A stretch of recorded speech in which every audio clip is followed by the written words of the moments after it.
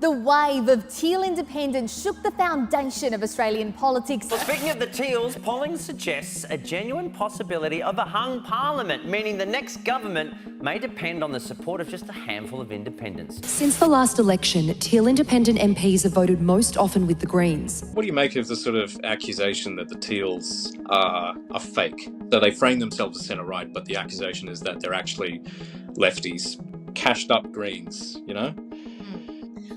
I think there's some truth to that, to the extent that they are disaffected Liberals in a lot of cases, right? And that doesn't necessarily make them fake. I mean, that is just what they are, right? I mean, Allegra Spender, frankly, is someone who should have been in the Liberal Party, and I don't mean that in any way, shape or form as criticism of her. It's criticism of the Liberal Party that they couldn't keep people like her in the tent, because she's very impressive. She talks about tax reform. She's the only person talking about structural tax reform. I mean, like, hello, Peter Dutton and Angus have just completely vacated the field on that. They're like, maybe later, right? She's a really impressive woman, I think, that probably should be in the Liberal Party.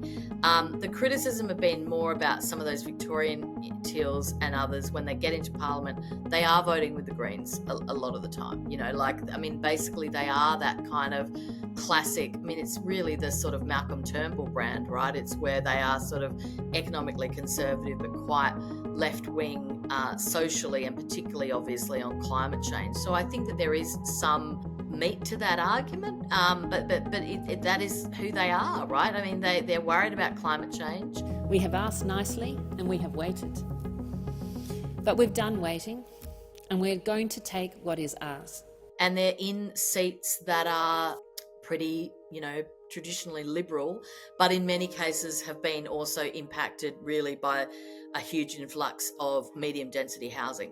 So if you look at some of those seats, they've got a whole bunch of medium density housing, people moving in, apartments, renters, and that's shifted the demographic. There is some truth to the argument in terms of how they vote in Parliament. They are voting sometimes with the Greens.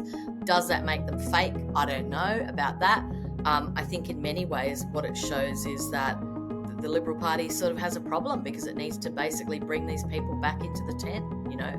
But who knows? I mean, at some point, if Peter Dutton turns things around and does better in this election, they're the people that could be putting him into the lodge as Prime Minister if there was a minority Liberal government. So, you know, see what happens.